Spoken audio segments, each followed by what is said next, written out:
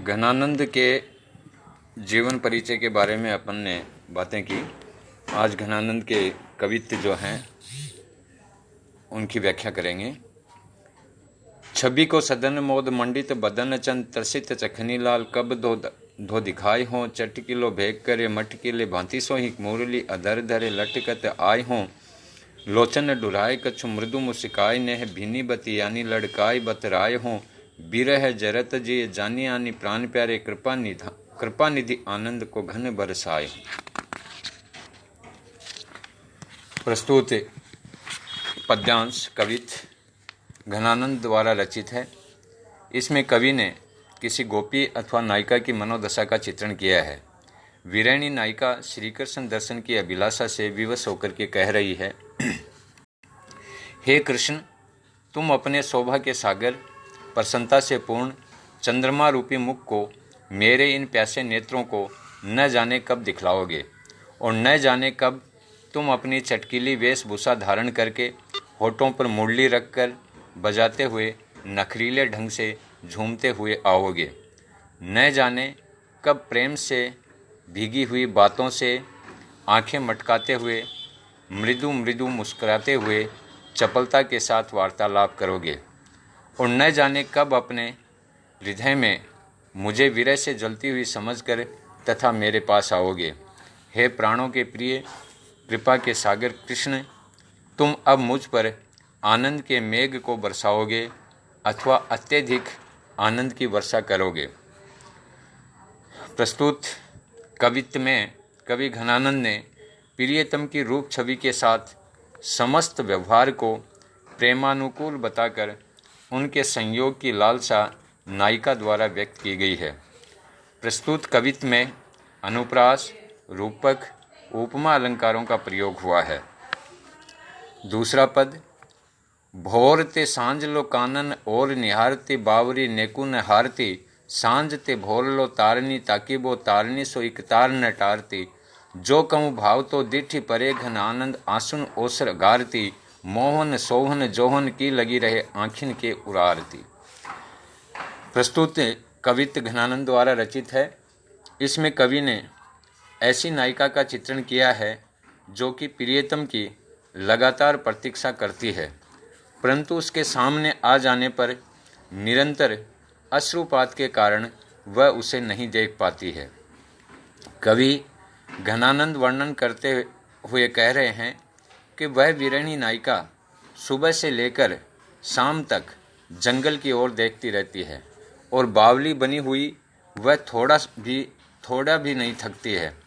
प्रियतम कृष्ण गोचारण कर वन से घर आएंगे, इसी लालसा से वह वन की ओर लगातार निहारती रहती है। इसी प्रकार वह सायंकाल से लेकर सुबह तक अर्थात सारी रात तारों को ताकती रहती है और पुतलियों से एकटक देखते रहने पर भी तारों को देखना नहीं छोड़ती, अर्थात प्रियतम के आगमन की आशा एवं विरह व्यथा के कारण जागती रहती है। यदि कभी प्रियतम संयोगवश उसे दिखाई देता है अर्थात उसकी दृष्टि में पड़ता है तो निरंतर आंसुओं के बहने से वह दर्शन सुख का अवसर भी गंवा देती है। भाव ये है कि लगातार अश्रुपात होने से उसकी दृष्टि धुंधली पड़ जाती है और प्रियतम को वह नहीं देख पाती। कवि घनानंद कहते हैं कि उस विरहिणी नायिका की दशा बड़ी विचित्र है। वह प्रियतम कृष्ण को सम्मुख देखने की प्रबल लालसा रखती है, उसकी आंखें उस पर लगी रहती हैं तथा हृदय में देखने की लालसा सदा बनी रहती है। प्रस्तुत कवित्व में आंसुनी ओसर गारती का आशय यह है कि उस नायिका के आंसू क्या निकले, वह अवसर ही टपक कर निकल गया। आंसुओं के साथ वह सुअवसर भी गिर गया और वह सम्मुख आए प्रियतम को नहीं देख सकी।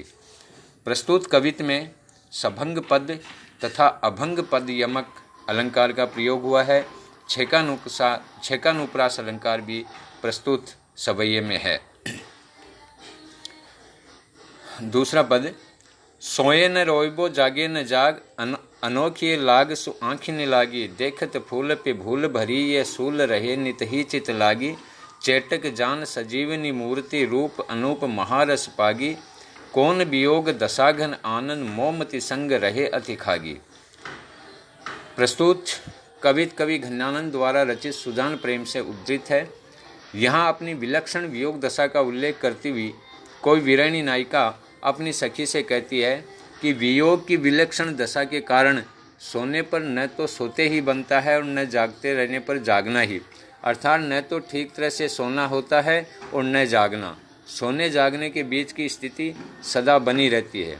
ऐसी विलक्षण लगन इन आँखों को सोने जागने के बीच लग गई है। भाव ये है कि प्रेम की विलक्षण लगन के कारण इन आँखों को सोते जागते नहीं बनता है।